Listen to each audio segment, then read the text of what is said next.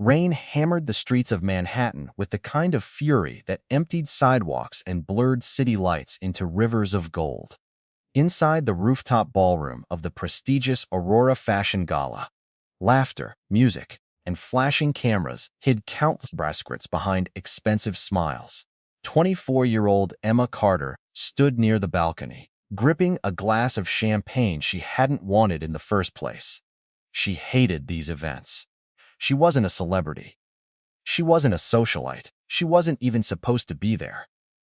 Emma worked as a freelance illustrator, and her best friend Lily had begged her to fill in as a last-minute guest after her date canceled. Relax, Lily had promised. Free food, pretty dresses, rich people pretending they're happy. Emma laughed then. Now she wished she'd stayed home.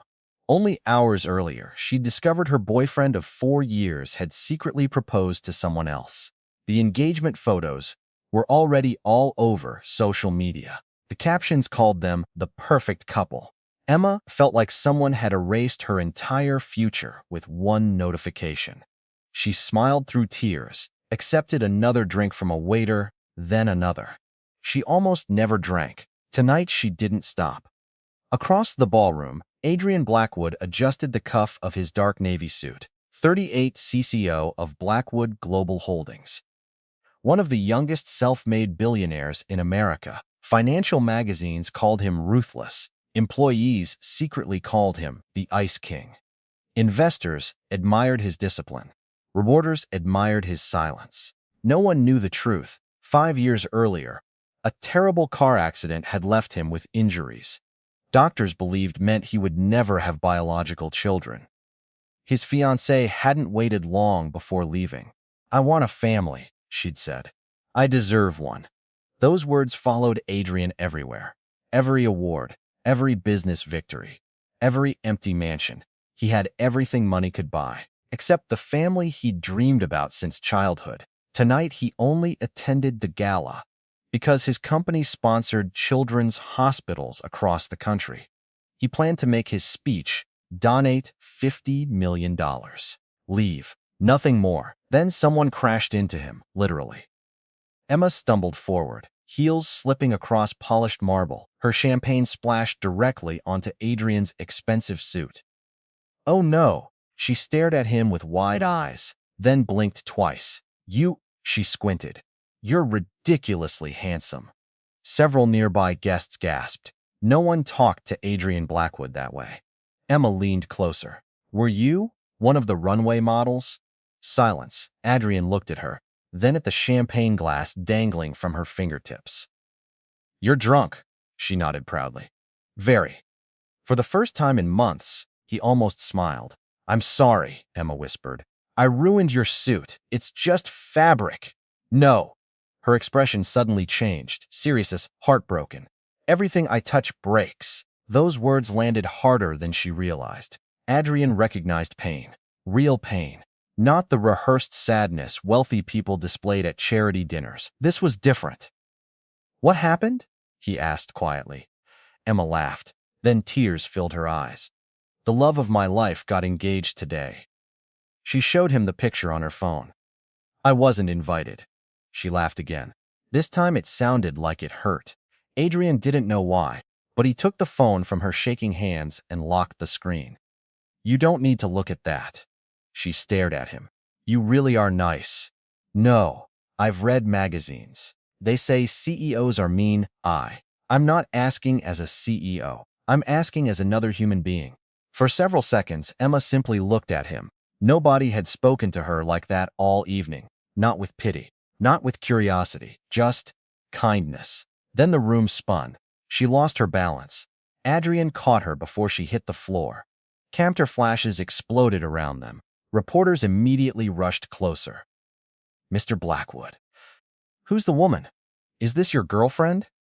Without answering a single question, Adrian removed his jacket, wrapped it around Emma's shoulders, and quietly guided her toward a private elevator. His security team blocked the photographers. Outside, cold rain poured across the city. "My apartment is closer than a hospital," Adrian said to his driver. "We'll make sure she's safe." Emma rested her head against the car window. You smell nice. Adrian looked away. You should sleep. Can I ask something? Go ahead. Are you really a model? For the first time in years, Adrian laughed. A genuine laugh. No, I own companies. Emma frowned. So, you're like a businessman. Something like that. She nodded thoughtfully. I still think you'd look better on magazine covers. Adrian shook his head. You have terrible judgment. I know, she whispered. I dated the wrong man for 4 years. The car became quiet again. Neither of them noticed fate quietly rewriting both of their lives. The next morning, sunlight spilled through the floor-to-ceiling windows of Adrian's penthouse. Emma slowly opened her eyes. Her headache arrived instantly. She sat upright in panic. This isn't my apartment. She noticed folded clothes placed neatly beside the bed. A handwritten note rested on top. Breakfast is downstairs. Your phone is charging. No one knows you're here. Leave whenever you're comfortable. Adrian and Emma stared at the note. Who leaves a handwritten note anymore? She walked downstairs cautiously. The enormous dining room overlooked Central Park. Adrian stood by the windows, speaking softly on the phone about hospital donations. Not stock prices, not mergers, hospital donations. He ended the call as soon as he noticed her. Good morning. Emma looked embarrassed. I am so sorry. You've apologized 12 times already. I counted. You remember? I have excellent memory. She buried her face in her hands. Please tell me I didn't embarrass myself. Adrian hesitated. You asked if I was a runway model. Emma groaned. You also complimented my hair. Oh no, and told my driver he had beautiful eyebrows. She wanted the floor to open beneath her. I'm moving to another country. I hear Canada is nice. She laughed despite herself. It surprised both of them. For the first time since discovering the betrayal, Emma laughed without pretending. And for the first time in years, Adrian realized how quiet his home had become before she accidentally filled it with warmth. Emma wished she could disappear. Even after Adrian insisted, she had nothing to be embarrassed about. Her face stayed bright red as she finished breakfast. I should go, she said softly. Adrian nodded. I'll have my driver take you home. You don't have to. I know. His answer was simple, but sincere. For reasons neither of them understood, silence between them wasn't awkward anymore. Before leaving, Emma reached into her purse and found a small sketchbook. May I borrow a pen? Adrian handed her one. Instead of writing her phone number, she quickly sketched something. Within 2 minutes, she tore out the page and handed it to him. It was a pencil portrait. Not perfect, not polished, but somehow it captured something cameras never had. His eyes looked less cold, less lonely. You drew this? Just now? Adrian asked. Emma shrugged. I draw people the way I think they feel. For several seconds, Adrian couldn't speak. Thousands of expensive gifts had passed through his office over the years. Luxury watches, rare paintings, crystal sculptures. None of them had ever meant anything. This simple sketch did. He folded it carefully. I'm keeping this. Emma smiled. I'm glad. She left without asking for anything. No money, no favors, no business opportunities. She simply thanked the house staff for breakfast and disappeared into the busy streets of Manhattan. Adrian watched from the window until the car carrying her vanished. His assistant, Marcus, entered moments later. You've canceled 3 meetings. I know. Marcus looked surprised. That's unlike you. Adrian glanced once more at the sketch. So was yesterday. Life returned to normal, or at least it tried to. Emma buried herself in freelance illustration projects. She avoided social media, ignored every update about her ex-boyfriend's wedding. Instead, she volunteered on weekends at a children's community arts center where kids painted dreams instead of worrying about reality. She never mentioned Adrian. Sometimes she wondered if she'd imagined the entire evening. Meanwhile, Adrian found himself staring at the sketch hanging inside his private office. Employees noticed subtle changes. He stopped skipping lunch. He asked junior staff about their families. He approved paid leave for an employee whose daughter needed surgery without making them fill out endless paperwork. Even Marcus noticed. You're smiling. More. I am not. You smiled yesterday. I was coughing. Marcus laughed. No, sir. You smiled. One rainy afternoon, nearly 3 months later, Emma fainted while teaching a painting class. She woke inside a hospital. A smiling doctor entered carrying several test results. Miss Carter? Emma nodded nervously. Unexpected news. Her heart pounded. Is something wrong? No. The doctor smiled even wider. Actually, you're pregnant. Emma froze. Everything around her disappeared. The room, the sounds, the lights. The words refused to come. There must be a mistake. The doctor gently slid the ultrasound toward her. There isn't. Emma stared at the tiny image through trembling eyes. Then the doctor laughed softly. I wasn't finished. What? There isn't just one baby. Emma blinked. What do you mean? The doctor pointed at the screen. These are 3 separate heartbeats. Emma's breathing stopped. Triplets. She covered her mouth. Tears spilled before she even realized she was crying. Triplets. How could that even be possible? The joy she might have felt was instantly swallowed by fear. She lived alone. Her freelance income barely covered rent. She had no family nearby. How could she raise 3 children? The doctor handed her tissues. You don't have to figure everything out today. But Emma knew one thing. She couldn't ignore this. She quietly remembered the kind man who had helped her months earlier, the only man who could possibly be the children's father. Across the city, Adrian sat inside a board meeting, discussing a billion-dollar merger. His phone buzzed, unknown number. Normally, he would ignore it. For reasons he couldn't explain, he answered. Hello? A quiet voice came through. Adrian? His heart skipped. Emma? I'm sorry to call. Are you all right? There was a long silence. Then he heard something unexpected. I need to tell you something. Her voice shook. I just left the hospital. Every protective instinct inside Adrian awakened instantly. Are you hurt? No. Another silence. Then she whispered words that completely changed his world. I'm pregnant. The boardroom disappeared. The executives, the presentations, everything. Adrian stood so quickly, his chair nearly fell over. What did you say? I'm pregnant. He leaned against the conference table, trying to steady himself. Doctors had told him for years that having biological children was nearly impossible. He had accepted it, built his life around that truth. Yet Emma continued quietly. And there isn't just one baby. His pulse raced. There are. She laughed nervously through tears. 3. Adrian closed his eyes. For the first time in years, the man who believed he could never become a father felt hope breaking through walls he had built around his heart. Not because of money, not because of legacy, but because somewhere in the city, 3 tiny heartbeats were already changing his life. I'll come to you, he said immediately. You don't have to. I want to. No, Emma whispered. I don't want you to feel trapped. His answer came without hesitation. Emma, she stayed silent. You once told me everything you touched broke. Yes, you were wrong. Another tear rolled down her cheek. Because today, you just gave me the greatest news I've ever heard. Emma couldn't hold back her tears anymore. For the first time since leaving the hospital, she didn't feel alone. Emma sat on a quiet bench outside the hospital, clutching the ultrasound envelope to her chest. The afternoon breeze carried the scent of fresh rain, but she barely noticed. Her mind raced through 1,000 questions. How could she raise 3 babies? Would Adrian believe her?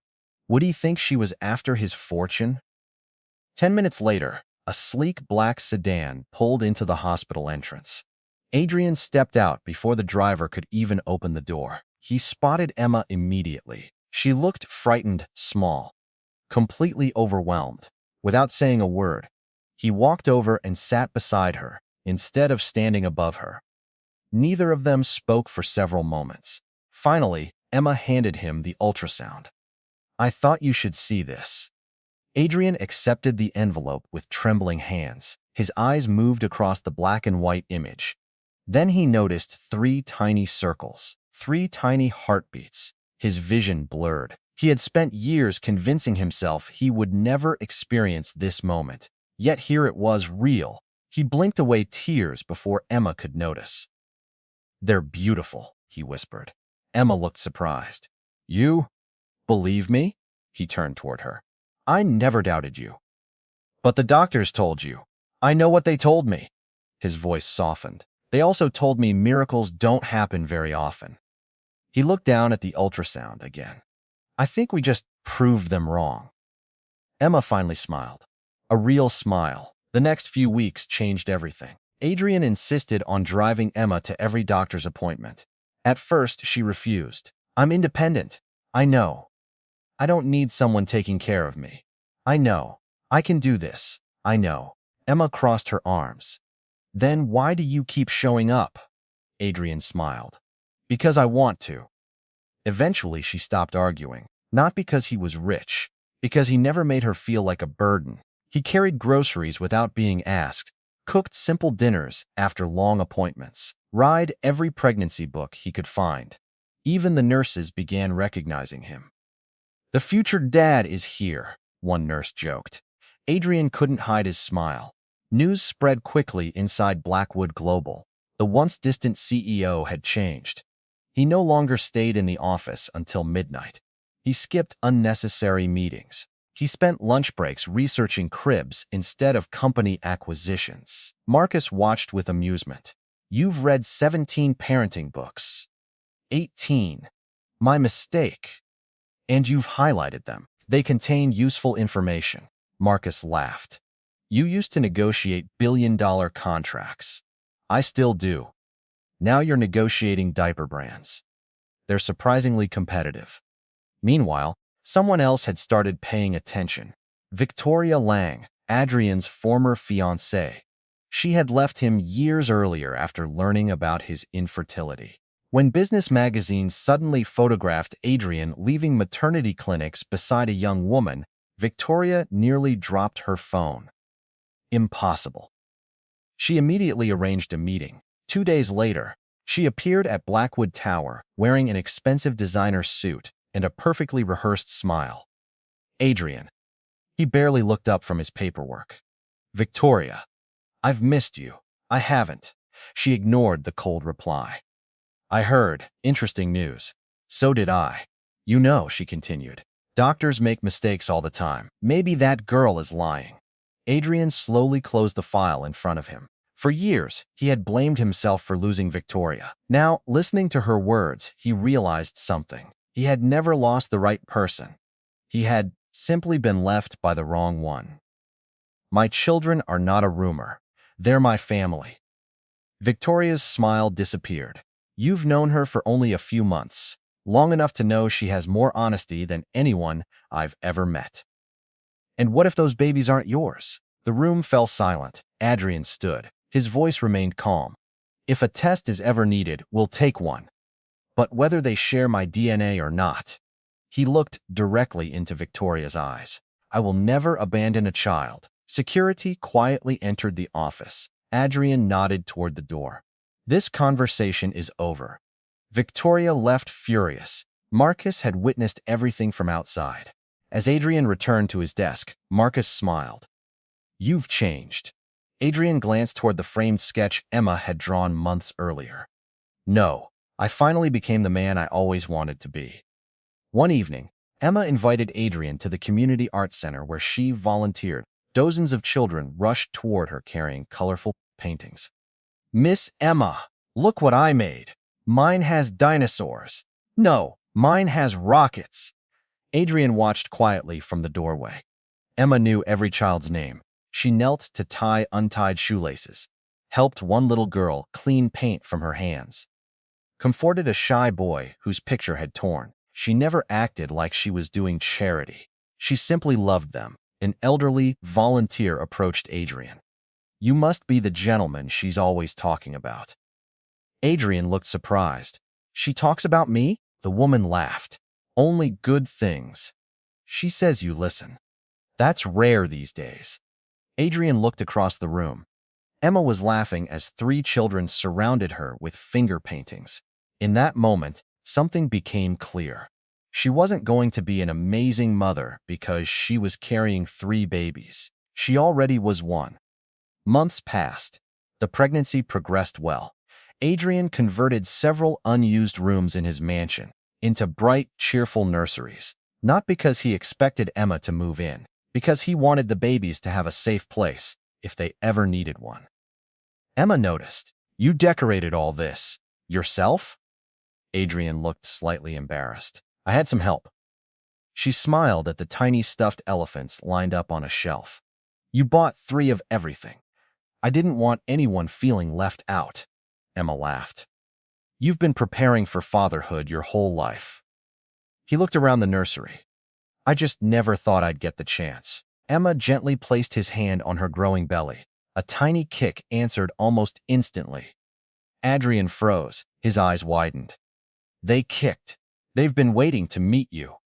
He couldn't speak. The billionaire who had negotiated with presidents and billionaires suddenly found himself speechless because of three tiny kicks. Outside the nursery window, snowflakes began drifting gently from the evening sky. Inside, neither of them noticed that the quiet moments they shared were slowly becoming something deeper than friendship, something neither had planned, something neither wanted to rush, but something impossible to ignore. Winter settled over New York, covering the city in fresh snow while Adrian's world revolved around one thing. Emma and the babies. His calendar no longer began with board meetings.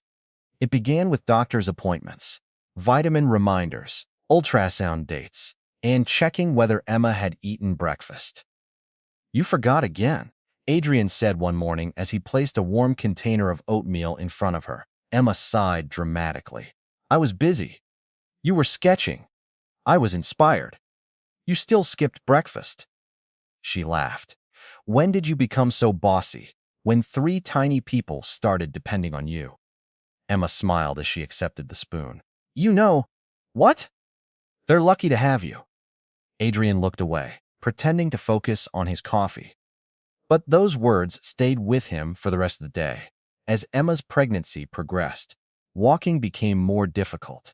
Carrying triplets placed enormous strain on her body. Some days she tried to hide the pain. She never succeeded. One evening, Adrian arrived with grocery bags and immediately noticed she was forcing a smile. Your back hurts. I'm fine. Emma, I'm okay. He quietly knelt in front of the couch. Give me your feet. What? You're exhausted. I can't let you. You can. Reluctantly, Emma rested her swollen feet on a small cushion. Adrian gently adjusted the blanket around her legs and placed a heating pad nearby.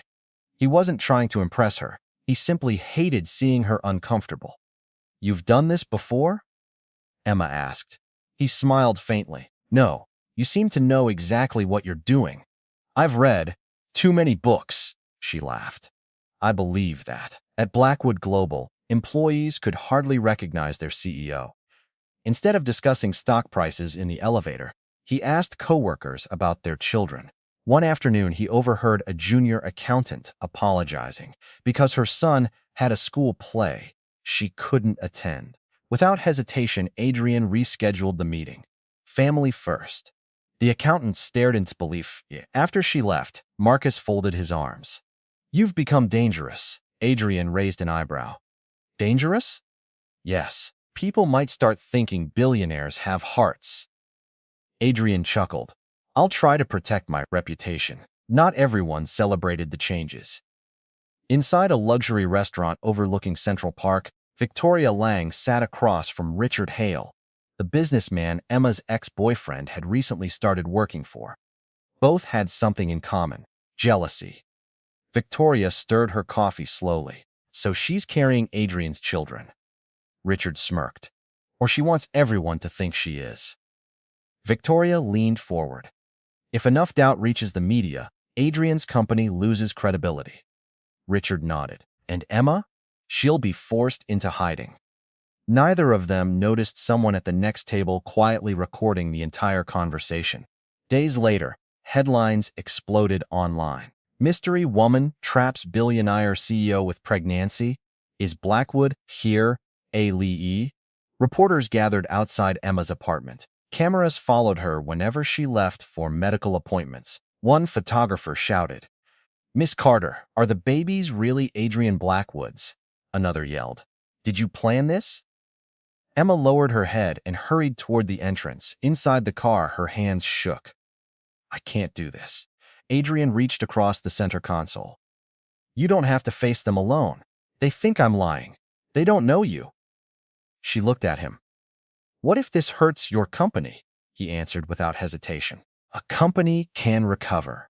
You can't replace peace of mind." The next morning, Adrian walked into Blackwood Global's largest press hall. Hundreds of reporters filled the room. Television cameras broadcast live across the country. Marcus quietly asked, "Are you sure?" Adrian nodded. "I've never been more sure." He stepped behind the podium. The room fell silent. "I normally don't respond to gossip, but today isn't about business. It's about protecting someone who has shown more courage than most people ever will." Photos of Emma appeared on giant screens behind him. Not glamorous pictures from magazines. Instead, they showed her teaching children to paint, helping elderly neighbors carry groceries, volunteering at food drives, smiling with families at community events. This is Emma Carter, the woman many of you have judged without knowing. He paused. "I know exactly who she is, and I know exactly who she isn't." The room remained silent. Adrian continued. "She never asked me for money, never asked for fame, never asked me to change my life. The only thing she's ever worried about is protecting our children." Gasps spread through the audience. He had said "our children" clearly, without hesitation. Then Adrian looked directly into the cameras. "I don't care what headlines people write. I don't care what rumors circulate. I will stand beside Emma today, tomorrow, and every day after that." Across the city, Emma watched the broadcast from her apartment. Tears streamed down her face. No one had ever defended her like that. Not her ex-boyfriend, not friends who disappeared after the scandal, not even distant relatives. Adrian had stood in front of the entire world and chosen her over his reputation. That evening, there was a knock at Emma's door. She opened it to find Adrian holding 3 tiny knitted hats, blue, yellow, green. "My housekeeper made these," he said. Emma touched the soft fabric. "They're beautiful. I wasn't sure which colors you'd like. They're perfect." She invited him inside. For several minutes, they simply sat together in comfortable silence. Then another tiny kick interrupted them, followed by another and another. Emma laughed. "They're all awake." Adrian placed his hand gently against her belly. 3 quick kicks answered almost immediately. He smiled with quiet wonder. "I think they already know my voice." Emma looked at him, her eyes warm. "I think they do." Outside, snow continued to fall, covering the city in white. Inside, neither of them noticed how completely their lives had changed. The future still held challenges neither could imagine. But one thing had become undeniable. 3 tiny heartbeats had transformed 2 lonely strangers into something that was beginning to feel like a family. The first snowstorm of January arrived without warning. New York's streets disappeared beneath layers of white as icy winds rattled windows across the city. Emma stood in her apartment, folding tiny baby clothes Adrian had secretly bought during one of his business trips. 3 tiny blankets, 3 stuffed elephants, 3 pairs of knitted socks. She smiled every time she imagined Adrian awkwardly shopping for baby items. While pretending he wasn't completely overwhelmed, her phone rang. It was Adrian. "Have you eaten dinner?" Emma laughed. "Hello to you, too. I'll take that as a no." "I had soup." "Only soup?" "I'm carrying triplets, Adrian, not 3 football teams. You still need more protein." She rolled her eyes affectionately. "Yes, Dr. Blackwood. I'm serious. I know." His voice softened. "How are they today?" "They've been kicking nonstop. I think they're arguing already. I hope they're discussing important business." Emma laughed so hard she had to sit down, then suddenly, she froze. A sharp pain shot across her stomach. Her smile disappeared. Emma? Another pain. Stronger. She grabbed the edge of the table. Adrian, what is it? She inhaled sharply. I think something's wrong. Adrian didn't ask another question. I'm coming. The call ended. Within seconds, he was racing out of Blackwood Tower. Marcus looked up in surprise. Meeting? Consulate. What happened? Emma needs me. That was all Marcus needed to hear. I'll clear the roads. Within moments, security vehicles coordinated with emergency services while Adrian's driver navigated through the heavy snow.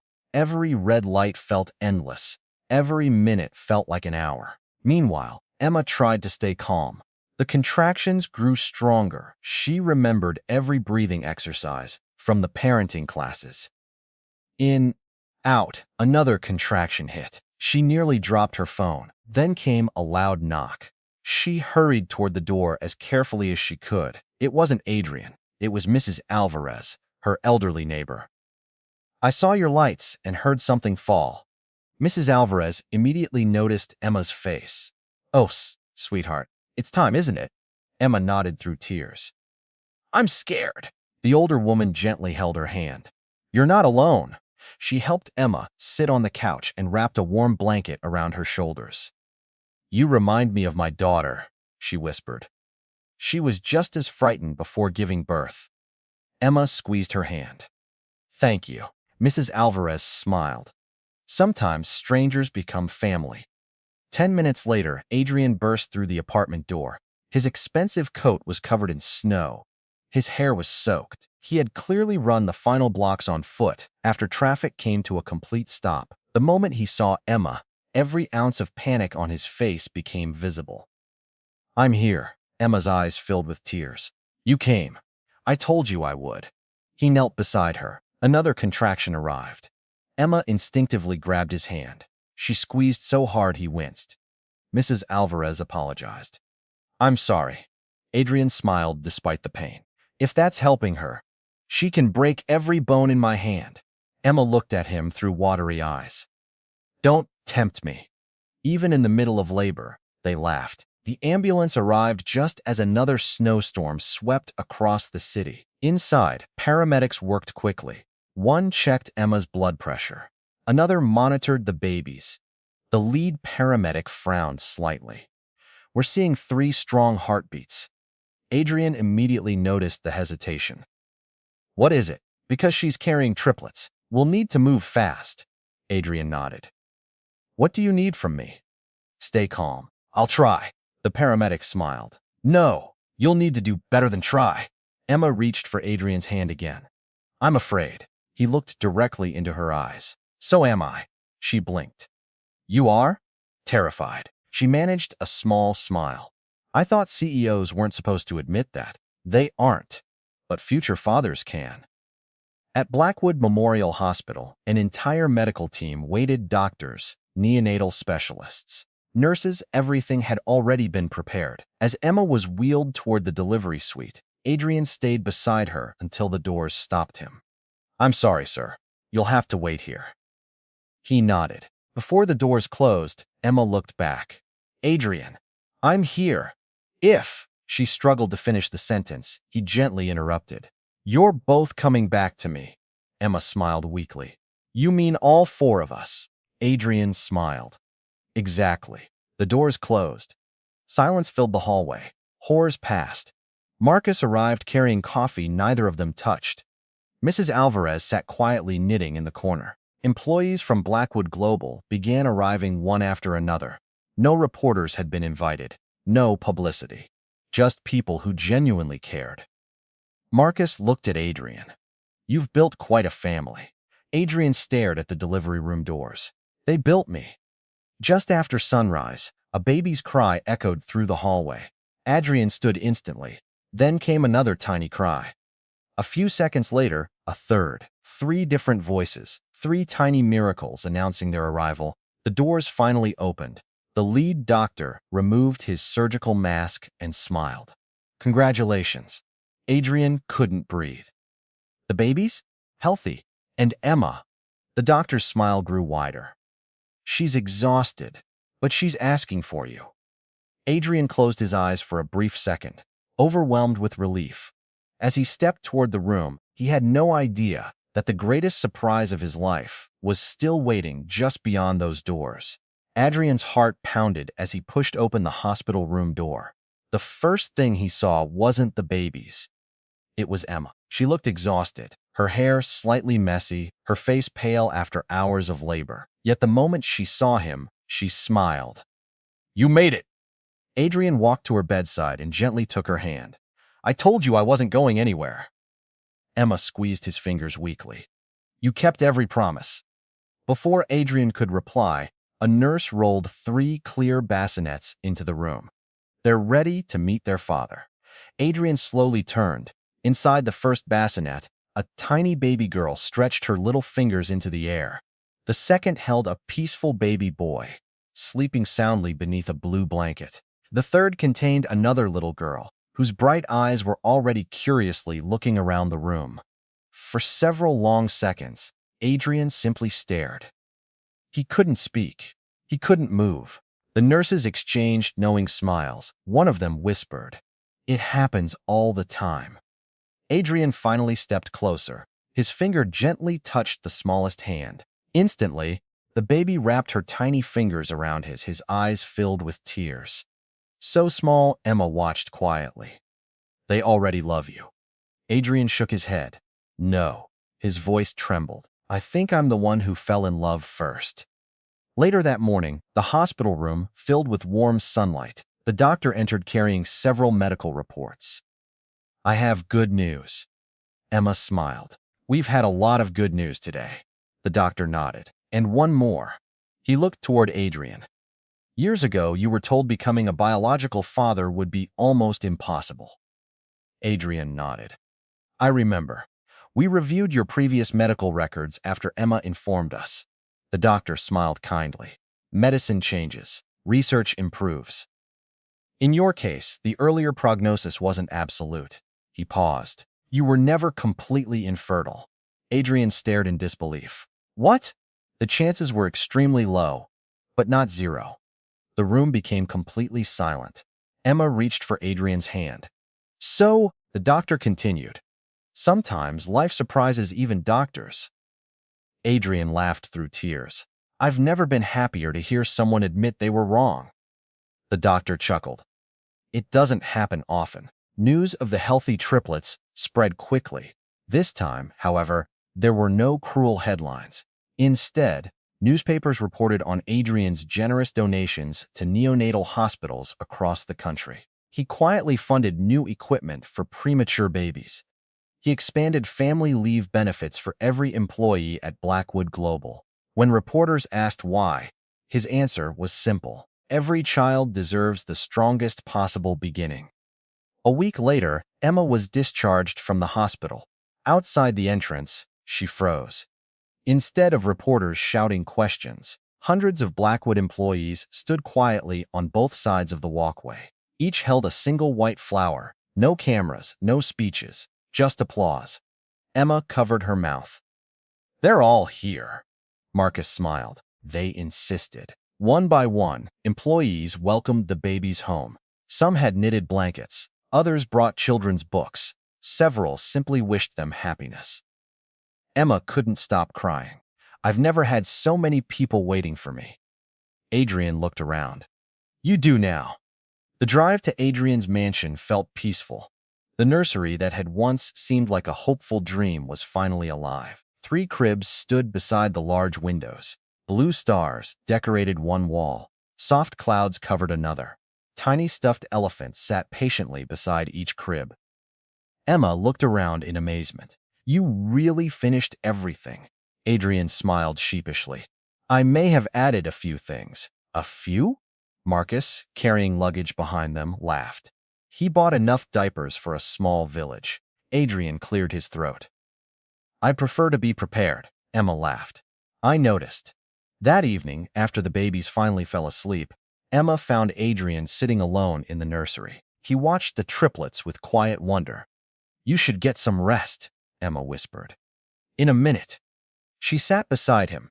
Neither of them spoke. The peaceful silence said enough. Finally, Adrian looked at her. "I've been thinking." Emma smiled.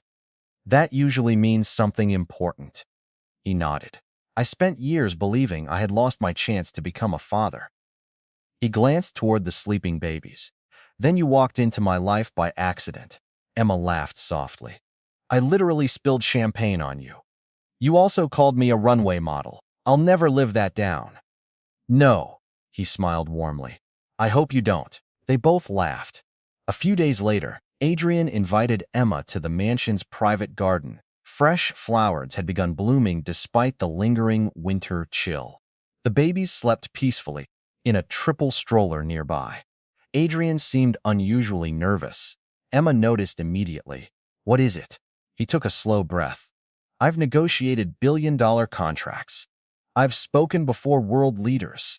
I've never been this nervous." Emma tilted her head. He reached into his coat pocket. Not for a business document. Not for anything expensive. Instead, he pulled out the folded sketch Emma had drawn on the morning they first met. He had carried it every day since. "You gave me this before you knew who I was." Emma smiled. "I remember you saw something good in me before I saw it myself." He carefully unfolded the portrait. "The day you left my apartment, I thought I'd never see you again." He looked into her eyes.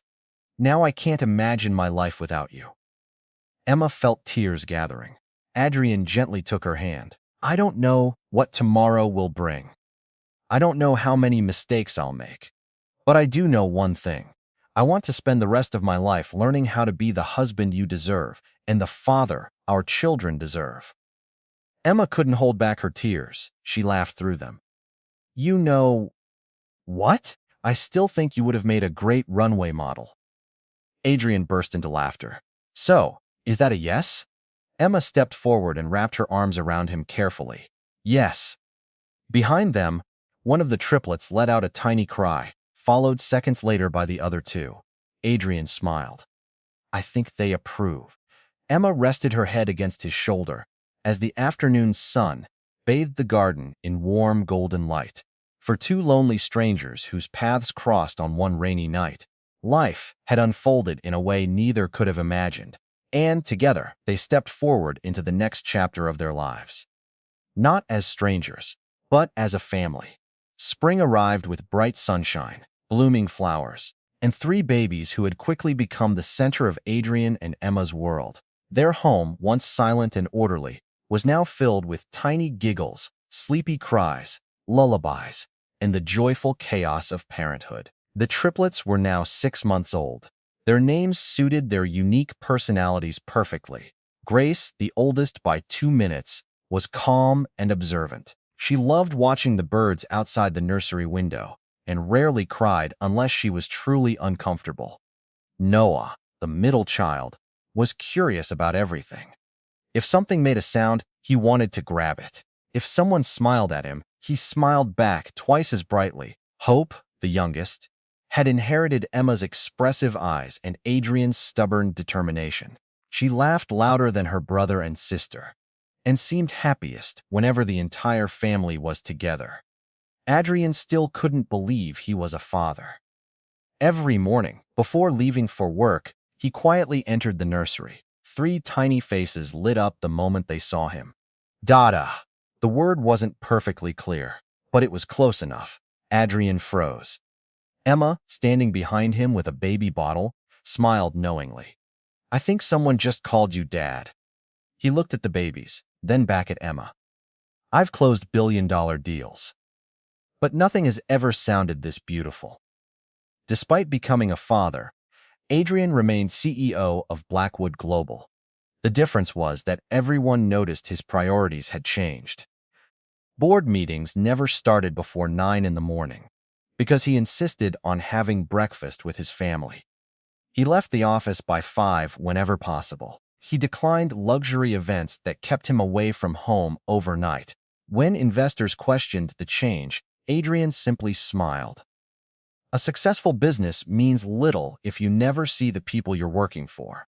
His words spread across social media. Concurrence everywhere praised the message. Other companies quietly began improving their own family leave policies. Marcus leaned against Adrian's office door one afternoon. "You've accidentally started a movement." Adrian looked confused. "I was just trying to get home in time for bedtime stories." Marcus laughed. "Exactly." Emma's art career also began to flourish. Without seeking publicity, Adrian had secretly purchased one of her paintings for a charity auction. The artwork sold for far more than anyone expected. Soon, galleries began contacting Emma directly. She accepted invitations only if they allowed part of the proceeds to support children's hospitals and community art programs.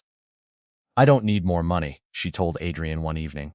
"I want more children to have opportunities." Adrian smiled proudly. "That's one of the reasons I fell in love with you." One Saturday afternoon, the family visited the community art center, where Emma had volunteered long before becoming a mother.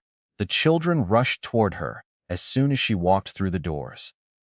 "Miss Emma, you came back!" Many had grown taller. Some proudly showed drawings inspired by lessons she had taught months earlier.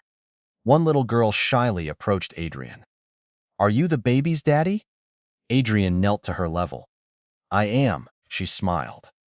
"Miss Emma always said kind people make the best families." Adrian looked toward Emma, who was helping another child clean paint from his hands. His eyes softened. "She's right." That evening, after everyone returned home, Adrian discovered a small envelope resting on his desk. There was no signature. Inside was a handwritten note. "Thank you for changing my son's life. Years ago, you approved emergency leave so I could stay beside him during cancer treatment. Today he's healthy and starting college. I never had the chance to thank you properly. You gave me time that money could never replace." Adrian quietly folded the letter. He hadn't even remembered the decision. Emma walked into the room carrying baby Hope. "What are you reading?" He handed her the note. Emma smiled after finishing it. "You've helped more people than you realize." Adrian looked at his sleeping daughter. "I used to think success meant building the biggest company." He gently kissed Hope's forehead. "Now I think success means making sure people never have to choose between work and the people they love." Emma reached for his hand. "And you're doing both." A few weeks later, the triplets celebrated their first birthday. Instead of renting a luxury hotel ballroom, Emma suggested something simpler: a picnic in Central Park. Children from the Community Arts Center were invited. Employees brought their families. Hospital nurses who had cared for the babies attended. Mrs. Alvarez arrived, carrying 3 handmade quilts she had spent nearly a year sewing. Marcus walked around carrying balloons while pretending he wasn't afraid of clowns entertaining the children. The park echoed with laughter. 3 birthday cakes stood side by side, one pink, one blue, one yellow. As everyone sang happy birthday, Adrian looked around in quiet amazement. Only 2 years earlier, he had believed his future would be spent alone inside a mansion too large for one person. Now that same life was filled with friends, children, and a family he never expected to have. Emma noticed him smiling. "What are you thinking about?" He wrapped an arm around her shoulders. "I'm thinking that one rainy night changed everything." Emma laughed softly. "Because a very embarrassed girl spilled champagne on your suit?" He nodded. "Best suit I ever ruined." She gently bumped his shoulder. "You mean I ruined?" He grinned. "No, I think fate did." Just then, all 3 toddlers escaped from their tiny chairs and began wobbling across the grass in different directions. "Noah's heading for the ducks," Emma laughed. "Grace found the cake," Marcus shouted. "And Hope stole my sunglasses," Mrs. Alvarez called out. Adrian and Emma looked at each other before bursting into laughter. Without another word, they ran after their 3 adventurous little miracles together. Like, subscribe, and support my channel. I really need your support. If you enjoy my video, please share it and leave your feedback in the comments.